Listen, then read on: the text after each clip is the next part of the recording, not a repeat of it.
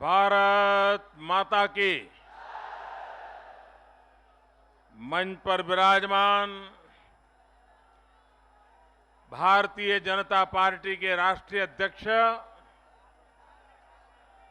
आदरणीय श्री राजनाथ सिंह जी,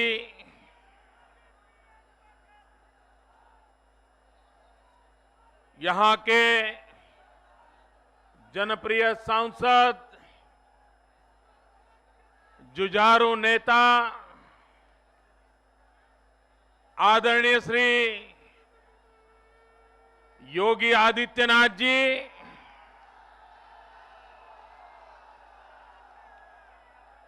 भारतीय जनता पार्टी के वरिष्ठ नेता हमारे पूर्व मुख्यमंत्री आदरणीय श्री कल्याण सिंह जी, प्रदेश भारतीय जनता पार्टी के अध्यक्ष श्रीमान लक्ष्मीकांत जी,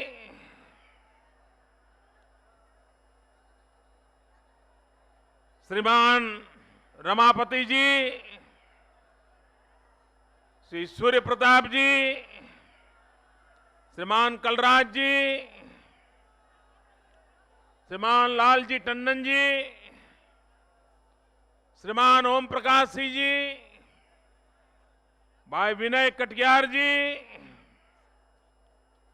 मंच पर विराजमान सभी वरिष्ठ नेतागण और गोरक्षपीठ की इस पवित्र धरती पर पधारे हुए लाखों लाखों भाइयों और बहनों, ऐसा लग रहा है कि उत्तर प्रदेश के हर क्षेत्र ने एक दूसरे से आगे निकलने की स्पर्धा ठान ली है।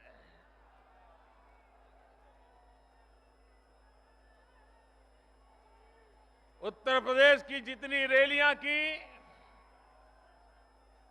हर रैली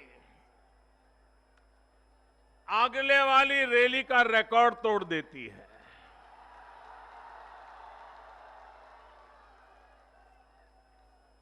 मैं हेलीकॉप्टर से जब आ रहा था तो ये दृश्य देख रहा था, चारों तरफ लोग ही लोग नजर आ रहे थे।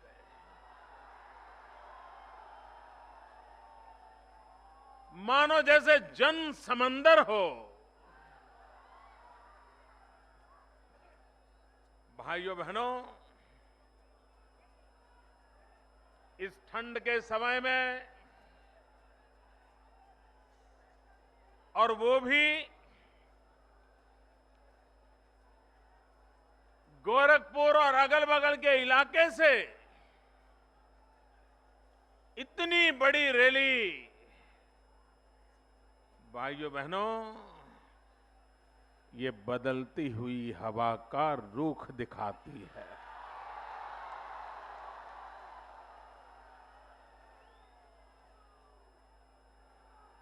हवा किस तरफ चल रही है,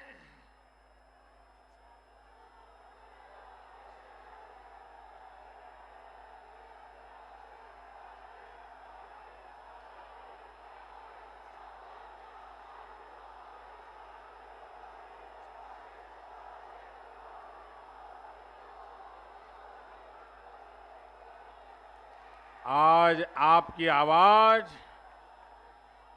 बनारस की गलियों में भी गूंज रही है।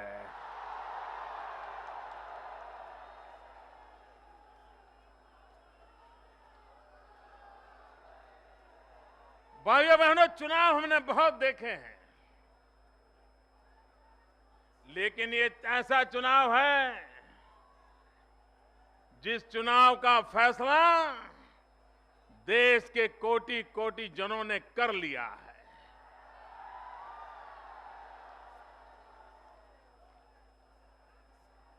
कांग्रेस और उसके साथी दलों की विदाई ये देश ने तय कर ली है। मित्रों, और कांग्रेस मुक्त भारत ये इस बार साकार होके रहेगा, ये नजारा साफ कह रहा है भाई।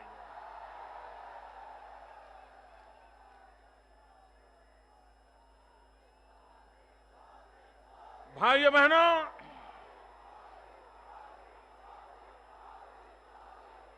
मुझे उत्तर प्रदेश के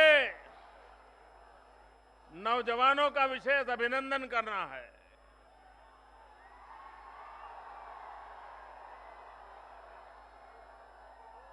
पंद्रह दिसंबर को सरदार वल्लभ भाई पटेल की पुण्यतिथि थी और उस दिन पूरे देश में सरदार वल्लभ भाई पटेल को श्रद्धांजलि देने के लिए देश भर में एकता दौड़ का आयोजन किया था। भाइयों बहनों, मुझे खुशी है उत्तर प्रदेश के हर कोने में इस ठंड में लाखों नौजवान एकता दौड़ के लिए दौड़े, सरदार वल्लभ भाई पटेल को याद करके दौड़े और ये विश्व रिकॉर्ड बन गया कि एक दिन में एक ही समय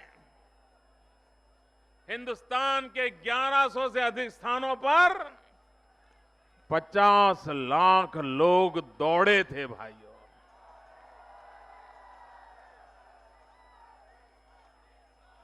हमारे ओम प्रकाश जी मुझे बता रहे थे कि अभी जो लोहा संग्रह का कार्यक्रम चल रहा है,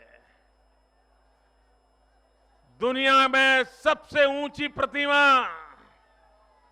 भारत के लौह पुरुष सरदार वल्लभ भाई पटेल की बनने वाली है।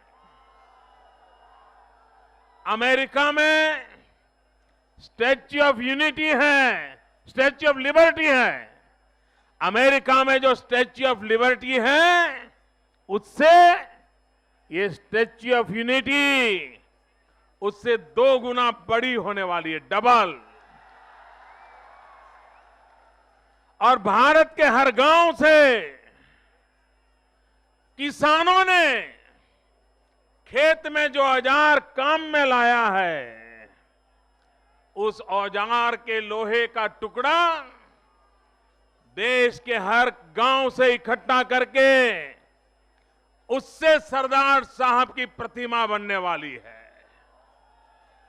एकता का एक अभिनव प्रयास, और उस प्रयास में उत्तर प्रदेश ने जो साथ और सहयोग दिया है, जो उत्साह और उमंग दिखाया है, इसके लिए मैं उत्तर प्रदेश के हर गांव का, हर किसान का, हर नौजवान का हृदय से अभिनंदन करता हूं। भाइयों बहनों, ये जो लोग आगे आने की कोशिश कर रहे हैं, भैया जगह ही नहीं है, क्या करोगे?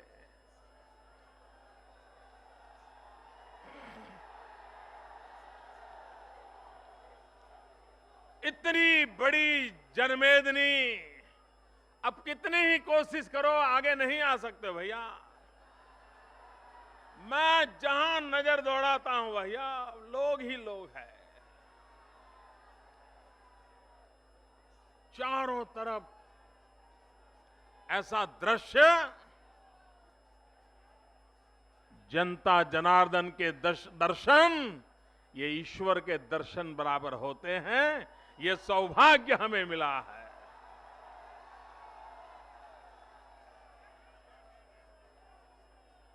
भाइयों बहनों, ये गोरखपुर की धरती ऐसी है जहां हमारी महान सांस्कृतिक विरासत, हमारे ऋषियों मुनियों का चिंतन, हमारे ज्ञानियों की सांस्कृतिक रचनाएं, इन सबको अक्षरदेह देने का काम गीता प्रेस गोरखपुर के द्वारा एक बहुत बड़ी सेवा हुई है। एक प्रकार से ये ज्ञान की उपासना का काम हुआ है और वही समाज आगे बढ़ता है जो हर युग में, हर समय ज्ञान उपासना की अपनी साधना निरंतर बनाए रखता है। और उस काम में गोरखपुर की धरती का बहुत बड़ा योगदान है। उस धरती को मैं नमन करता हूं।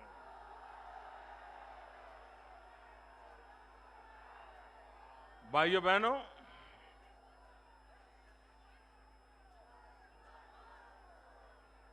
दो 2014 का चुनाव कैसा होगा,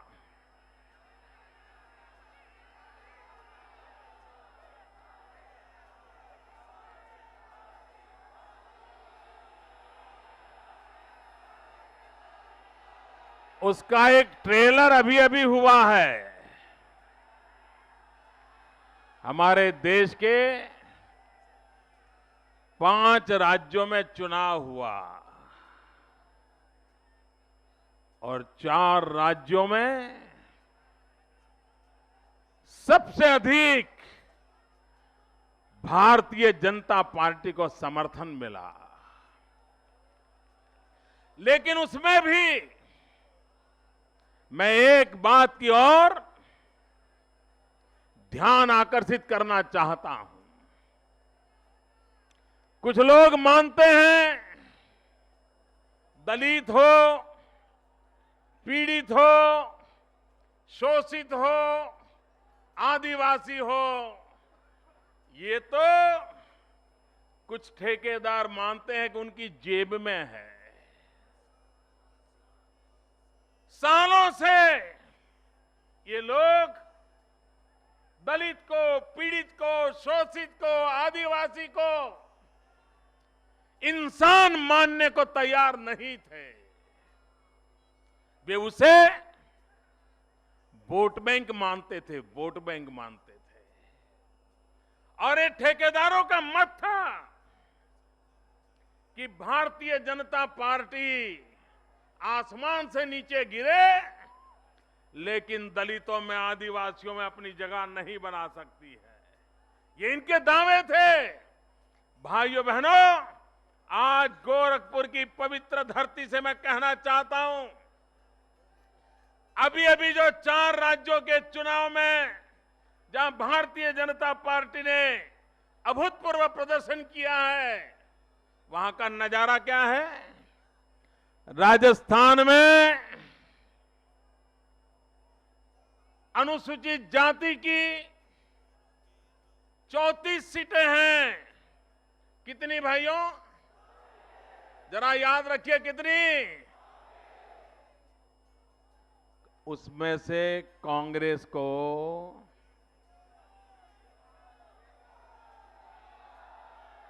1 भी सीट नहीं मिली है, 1 भी। 34 में से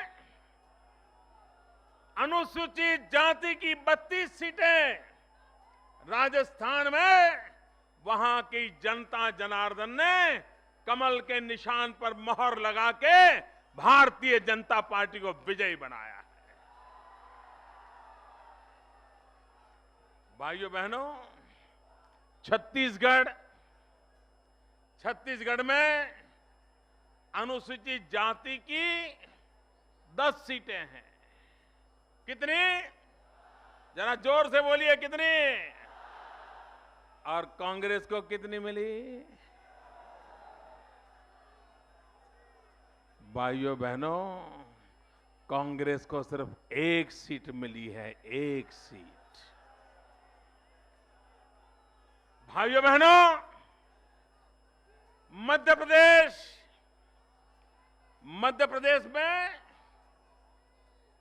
35 सीटें हैं अनुसूचित जाति की।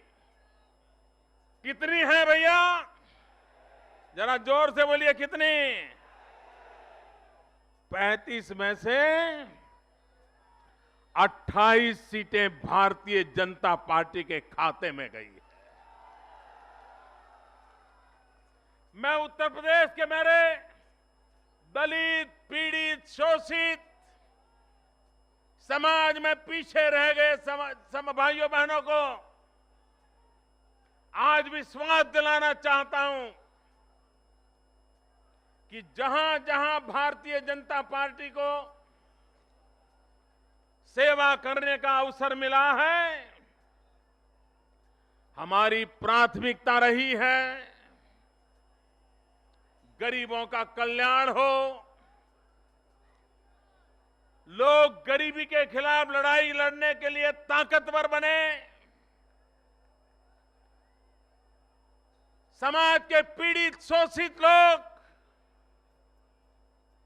गरीबी से मुक्ति का एहसास करें, और उसी का परिणाम है कि आज दलित, पीड़ित, शोषित आदिवासी समाज का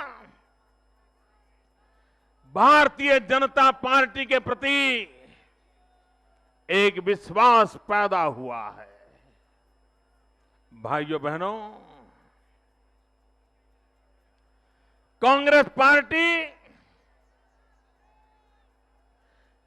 गरीबों की बातें हर बार करती आई है। चुनाव आते ही कांग्रेस को गरीब याद आते हैं, वो गरीबी की माला झपना शुरू कर देते हैं।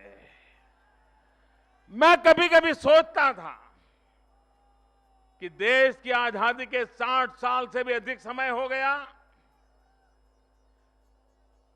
लगातार कांग्रेस को सरकार बनाने का अवसर मिला,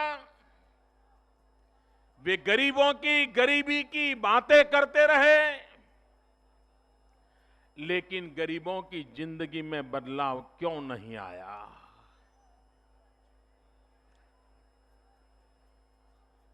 साठ साल में बदलाव ना आए, ऐसा तो देश नहीं हमारा। कारण क्या है? भाइयों बहनों, इसका जवाब मुझे मिल नहीं रहा था। मैं बहुत कोशिश करता था कि कांग्रेस की वो कौन सी मानसिकता है, कांग्रेस की वो कौन सी रणनीति है, कांग्रेस की वो कौन सी सोच है जिसके कारण गरीबों के इतने वोट मिलने के बाद भी, उनका छोटा मोटा हर नेता गरीबों की बात करता है, उसके बावजूद भी देश में गरीबी लगातार बढ़ती क्यों चली जा रही है? इस सवाल का जवाब मुझे अभी अभी मिल गया है। भाइयों बहनों, इसका मूल कारण है कांग्रेस पार्टी को गरीबों को गरीब रखने में ही उनका राजनीतिक भविष्य छिपा हुआ है। वे किसी भी हालत में गरीब को गरीबी से लड़ने की ताकत देना नहीं चाहते। वे किसी भी हालत में गरीबी से मुक्ति का प्रयास नहीं चाहते हैं, और उनके भीतर वो ऐसी मानसिकता पड़ी है जो मानसिकता गरीबों के प्रति उपेक्षा के भाव से भरी हुई है। अगर उनकी ये सोच न होती, उनके सोचने का ये तरीका न होता, तो भाइयों बहनों, एक चाय वाला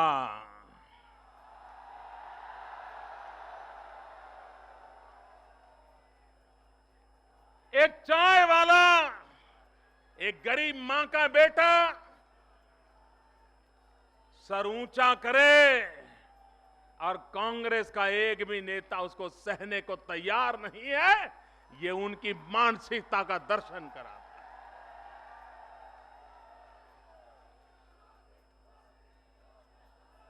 वे हमारे राजनीतिक विचारों का विरोध करते हैं,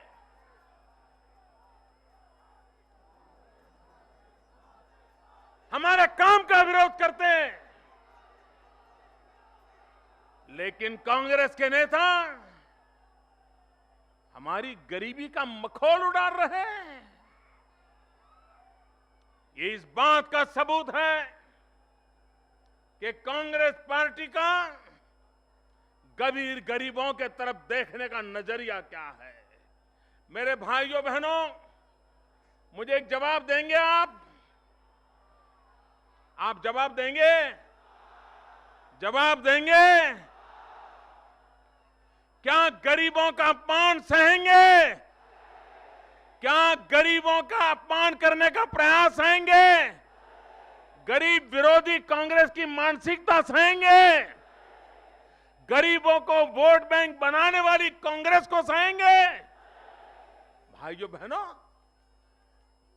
गरीबी के खिलाफ, और ये सिर्फ चाय वाले का विषय नहीं है। वो क्या कहते हैं? कहते हैं 12 रुपए में खाना मिल जाता है। दूसरा नेता कहता है 5 रुपए में खाना मिल जाता है। भैया 12 रुपए में खाना मिल सकता है क्या? जरा बोलो तो उनको समझ आए जरा। मिल सकता है क्या? 5 रुपए में खाना मिल सकता है क्या? ये गरीब का मजाक नहीं है तो क्या है? भाइयों बहनों, गरीबी क्या होती है, गरीब कैसे जिंदगी गुजारा करता है। ठंड ज्यादा पड़ जाए तो भी गरीब मरता है। धूप ज्यादा निकल जाए, गर्मी हो जाए तो भी गरीब मरता है। बीमारी फैल जाए तो भी गरीब मरता है। सारे संकट अगर किसी को झेलने पड़ते हैं, वो गरीब को झेलने पड़ते हैं। लेकिन दिल्ली में बैठी हुई सरकार या लखनऊ में बैठी हुई सरकार, उनको गरीबी के खिलाफ लड़ने की उनकी तैयारी नहीं है, इच्छा नहीं है। भाइयों बहनों, मैं आपसे पूछना चाहता हूं, क्या समय की मांग नहीं है कि हम गरीबी के खिलाफ लड़ाई लड़ें? क्या समय की मांग नहीं है कि हम गरीबी के खिलाफ लड़ाई लड़ें? भाइयों बहनों, क्या कारण है कि गंगा यमुना के प्रदेश हो, मां गंगा इस धरती को पुलकित करती हो, लेकिन आज भी मेरे किसान की जिंदगी में सुख चैन के दिन नहीं आए हो? उसके कारण कौन जिम्मेवार है? भाइयों बहनों, खास करके ये पूर्वी उत्तर प्रदेश का कोई गांव ऐसा नहीं होगा जहां के लोग मेरे गुजरात में न रहते हो। मेरे गुजरात में रोजी रोटी न कमाते हो। भाइयों बहनों, कौन नौजवान बेटा है जो अपने बूढ़े मां बाप को छोड़ करके सैकड़ों किलोमीटर दूर गुजरात जाना पसंद करे? कौन बेटा है जो अपना गांव, अपने साथी, अपने खेत खलिहान, अपने बूढ़े मां बाप छोड़ करके इतनी दूर चला जाए? क्यों? अगर यहां उसे रोजी रोटी मिलती, उसको मेहनत करने का अवसर मिलता, तो मैं नहीं मानता हूं कि मेरे उत्तर प्रदेश के नौजवान को गुजरात जाने की नौबत आती।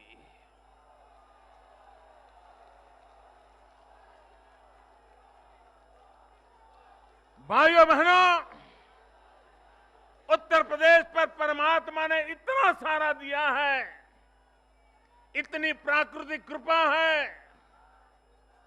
अगर सही अर्थ में दिशा पकड़ करके अगर यहां 10 साल मेहनत की जाए, 10 साल, ये उत्तर प्रदेश गुजरात से भी आगे निकल सकता है।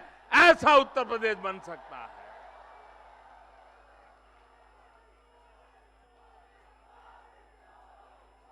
भाइयों बहनों, आज बनारस में नेताजी ने हमें ललकारा है।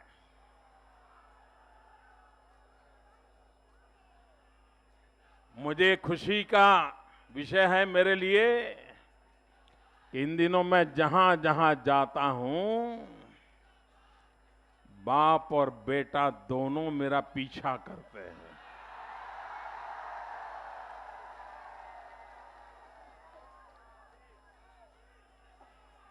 और आज उन्होंने कहा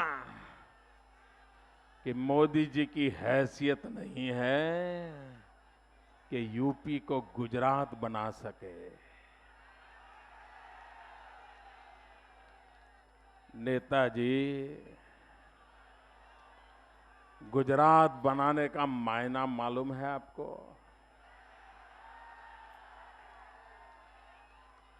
गुजरात बनाने का मतलब क्या होता है पता है नेताजी? गुजरात बनाने का मतलब होता है 24 घंटे बिजली, 365 दिन बिजली, हर गांव गली में बिजली। नेताजी, आपकी बात सही है, आपकी हैसियत नहीं है।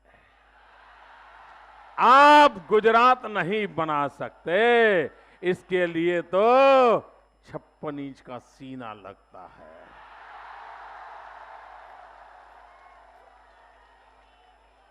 आप नहीं बना सकते।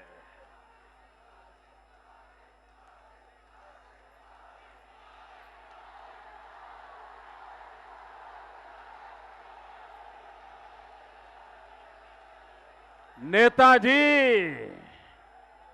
गुजरात बनाने का मतलब होता है लगातार 10 साल तक 10% से भी ज्यादा कृषि दर बनाना। इसका मतलब गुजरात होता है 3-4% में लुढ़क जाना। ये नेताजी आपकी हैसियत का नमूना है।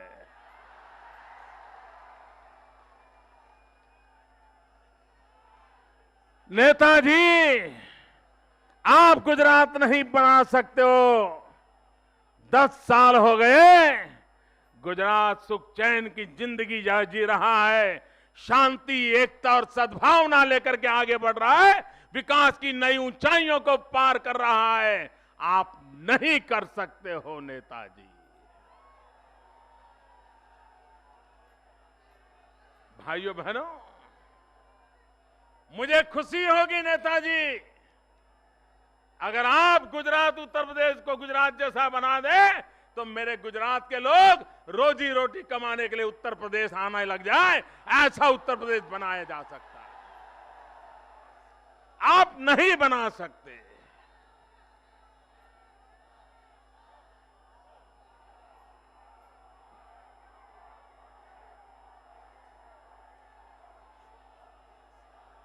आपकी सरकार को इतना समर्थन मिला है, क्या किया अपने लोगों के लिए?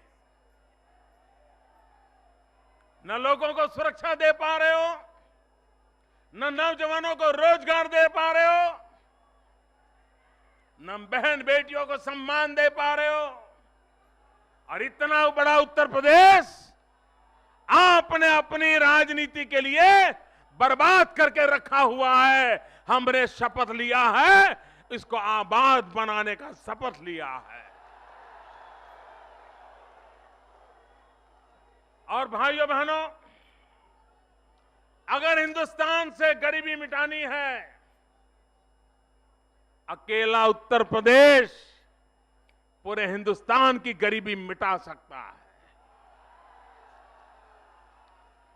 अगर देश में रोजगार देना है, अकेला उत्तर प्रदेश रोजगार दे सकता है। पूरे हिंदुस्तान की शक्ल सूरत अकेला उत्तर प्रदेश बदल सकता है। यह ताकत उत्तर प्रदेश की धरती में है।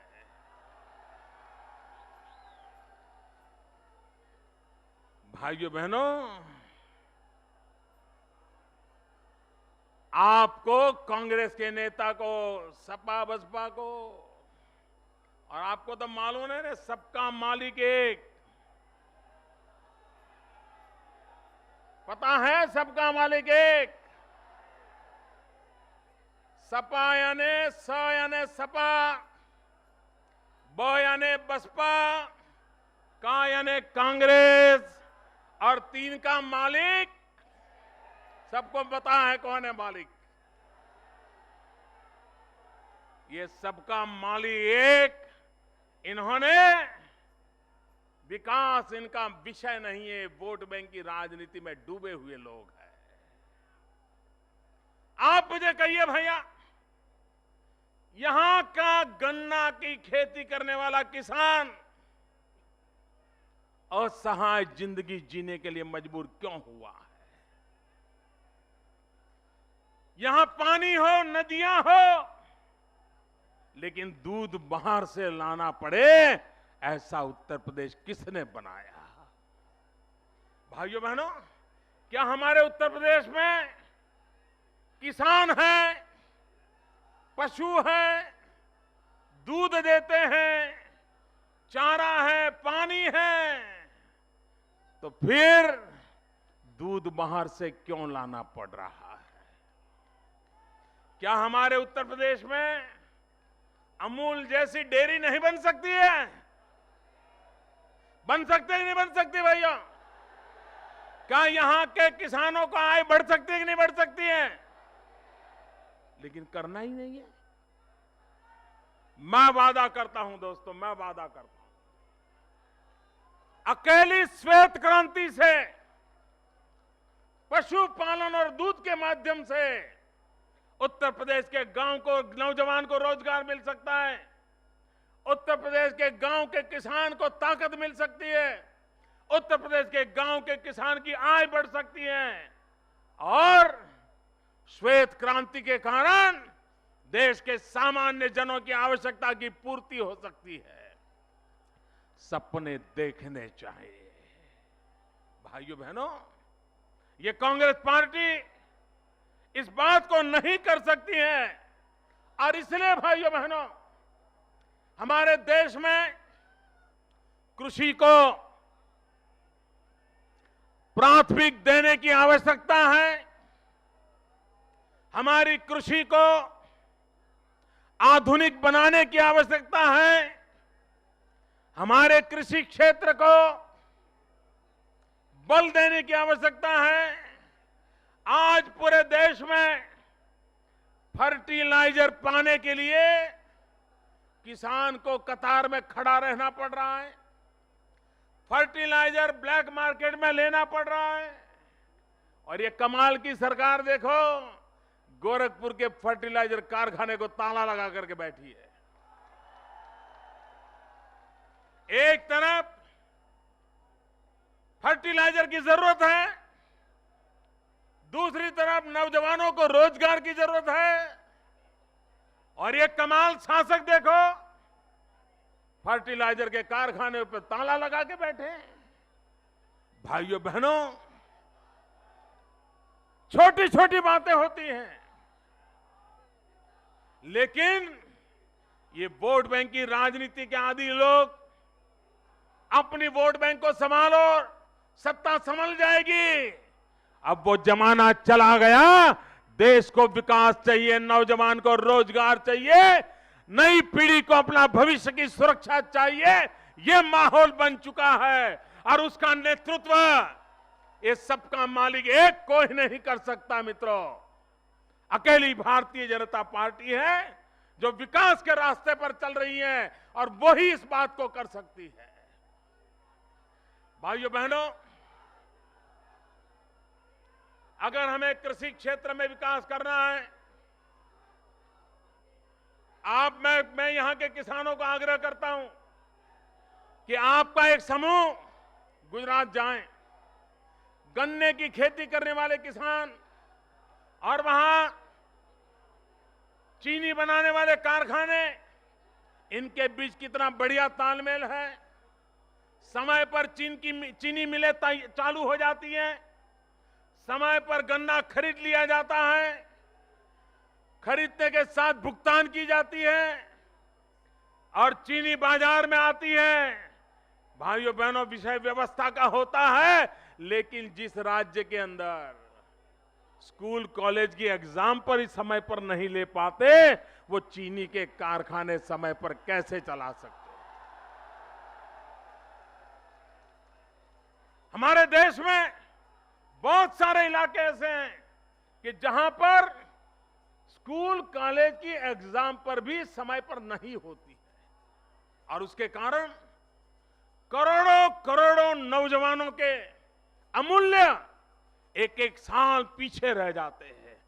कितना बड़ा मानव संसाधन का विनाश हम करते हैं।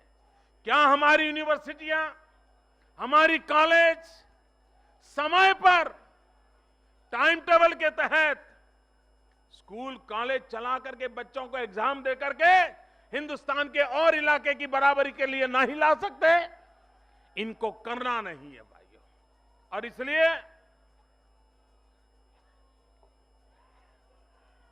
इसलिए भाइयों बहनों, अगर गांव है तो रोजगार के लिए हमें कृषि को बल देना होगा, और कृषि को भी आगे बढ़ाना है तो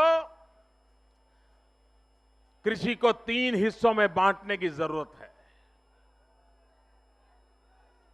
कृषि के क्षेत्र को 3 हिस्सों में बांटने की समय की मांग है। 1/3 हम जो परंपरागत कृषि करते हैं इसको करें, 1/3 हम पशुपालन करें, और 1/3 हमारा खेत का जो छोर होता है, आखिरी बॉर्डर, उस बॉर्डर पे वृक्षों की खेती करें, पेड़ लगाएं। आज देश को टिम्बर इंपोर्ट करना पड़ता है। अगर हमारा किसान अपने खेत की बॉर्डर पे इस प्रकार से पेड़ लगा देता है, घर में बेटी का जन्म हो, उसके साथ ही अगर 5 पेड़ लगा दें, शादी करने की उम्र हो जाएगी। उस 5 पेड़ को काट करके बेटी शादी कराने का खर्चा निकल सकता है। हमारे किसान को कर्ज नहीं लेना पड़ सकता है। लेकिन इसके लिए सही सोच चाहिए, सही दिशा चाहिए, सही नेतृत्व चाहिए, तब जाकर के समाज को विकास की ओर ले जा सकते हैं। भाइयों बहनों, ये तो पूरा समय इसी बात में लड़ाते रहते हैं, गन्ने का दाम कितना मिले कितना न मिले, चीनी मिल चालू हो या न हो, इसी में समय बर्बादी हो रही है। और इसलिए भाइयों बहनों, सुशासन के बिना हम इस स्थितियों को बदल नहीं सकते। भाइयों बहनों, मैं अनुभव के आधार पर कहता हूं, ये देश गरीब नहीं है। अमीर देश के लोगों को गरीब बनाया गया है, राजनीतिक हेतु पार करने के लिए बनाया गया है। देश अमीर है, लोग भी अमीर बन सकते हैं, और हमें ये गरीबी से मुक्ति का अभियान चलाने के लिए 2014 का चुनाव लड़ना है भाइयों।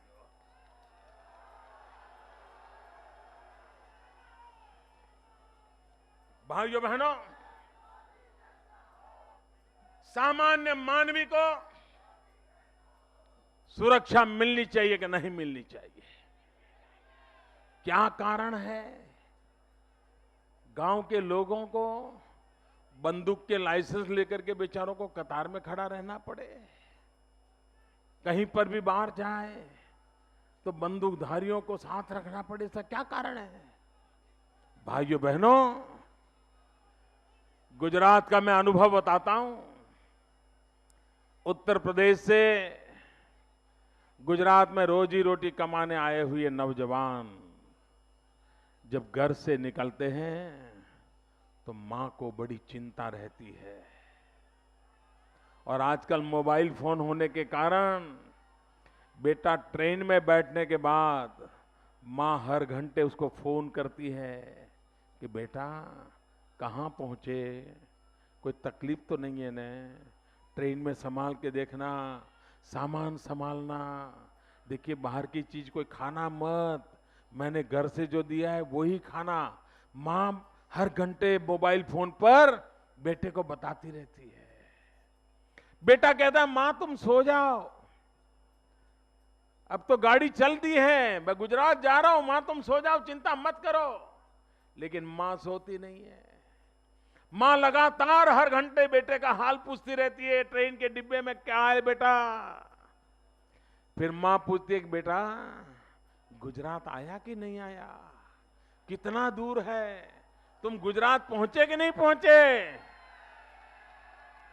बेटा कहता है मां रात देर हो चुकी है, तुम सो जाओ ना, ट्रेन तो पहुंचेगी। मां मानने को तैयार नहीं, लेकिन जैसा ही बेटा बताता है कि मां अब ट्रेन गुजरात में प्रवेश कर चुकी है, तो मां कहती है बच बेटा अब मैं सो जाती हूं, अब सो जाती हूं, गुजरात के अंदर तुम्हारी ट्रेन पहुंच गई, मतलब तुम अब सलामत हो गए। भाइयों बहनों, ये हाल पूरे हिंदुस्तान का बन सकता है कि नहीं बन सकता है, बन सकता है कि नहीं बन सकता है। इसलिए मैं आपके पास आया हूं भाइयों बहनों, हम हिंदुस्तान को रोता हुआ देखना नहीं चाहते, हम हिंदुस्तान को खून से लथपथ देखना नहीं चाहते, हम हिंदुस्तान को बेरोजगार देखना नहीं चाहते, हम हिंदुस्तान के नौजवान को याचक के रूप में देखना नहीं चाहते। भाइयों बहनों, आज गोरखपुर की पवित्र धरती से मैं देशवासियों के पास कुछ मांगना चाहता हूं, आप देंगे? जरा दोनों मुट्ठी बंद करके पूरी ताकत से बताइए, देंगे? देंगे भाइयों, पक्का देंगे?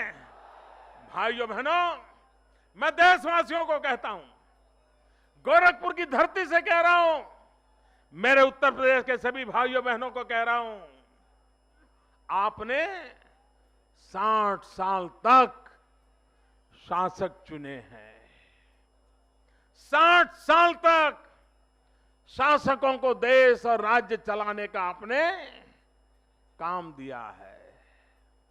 मैं आपसे सिर्फ 60 महीने मांगने के लिए आया हूं। आपने 60 साल दिए हैं, मुझे 60 महीने दीजिए। आपने शासकों को चुना है, एक बार सेवक को चुन करके देखिए।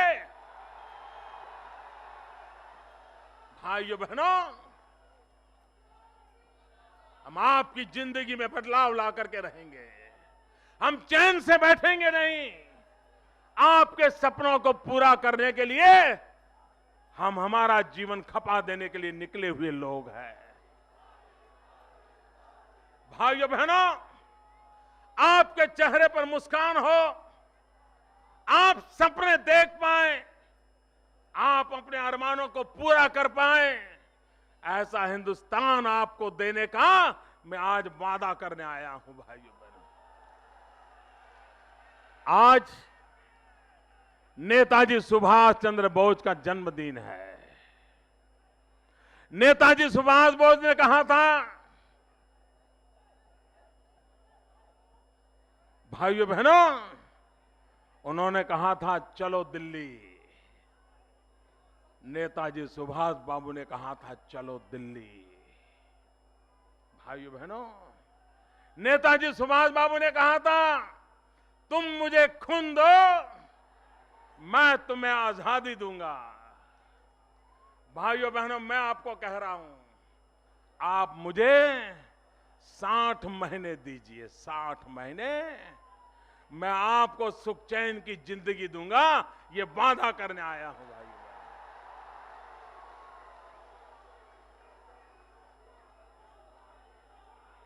भाइयों बहनों, हम विकास का मंत्र लेकर के चले हैं। 60 साल तक वोट बैंक की राजनीति को बहुत कुछ मिला है, 60 महीने के लिए विकास की राजनीति पर आशीर्वाद दे दीजिए। आप देखिए, नौजवान के सपने पूरे होंगे। यहां बैठा हुआ कोई मां बाप चाहता है क्या कि जिस मुसीबतों में उसने जिंदगी गुजारी, उसके संतान भी उसी मुसीबतें से गुजारे हैं? कोई माँ बाप चाहता है? आपके माँ बाप को जैसे जिंदगी गुजारनी पड़ी, क्या नौजवान आप ऐसी जिंदगी गुजारना चाहते हो? आपको भी प्रगति चाहिए कि नहीं चाहिए? आपको भी विकास चाहिए कि नहीं चाहिए? आपको भी गांव में बिजली चाहिए कि नहीं चाहिए? आपको भी बच्चों के लिए शिक्षा चाहिए कि नहीं चाहिए? आपको गांव में रोड रास्ता चाहिए कि नहीं चाहिए? आपके खेत को पानी चाहिए कि नहीं चाहिए? यही तो काम सरकार का होता है।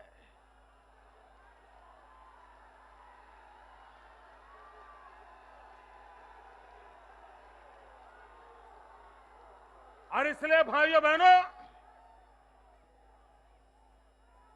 हम इस देश को न ऐसा देखना चाहते हैं, न ऐसा रहने देना चाहते हैं।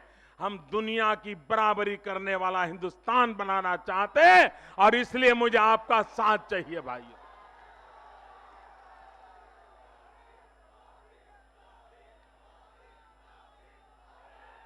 भाइयों बहनों,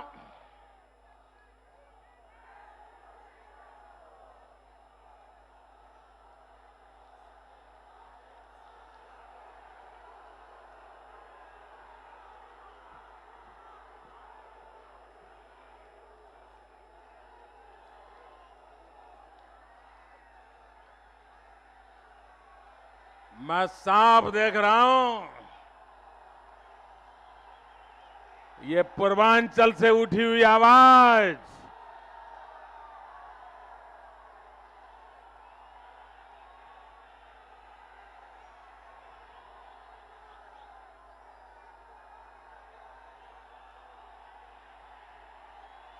भाइयों बहनों, 2014 में जब चुनाव आएगा तब तो आप जीत देंगे ही देंगे, लेकिन आज मैं नतमस्तक होकर के कह रहा हूं, आपने मुझे जीत लिया है।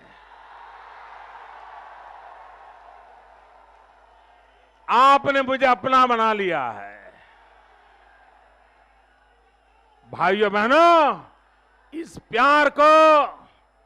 प्यार को मैं ब्याज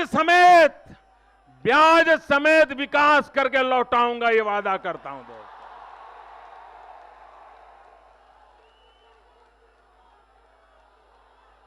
मेरे साथ बोलिए, भारत माता की, भारत माता की, वंदे। पूरी ताकत से बोलिए दोस्तों, वंदे वंदे वंदे वंदे वंदे वंदे वंदे वंदे वंदे वंदे वंदे।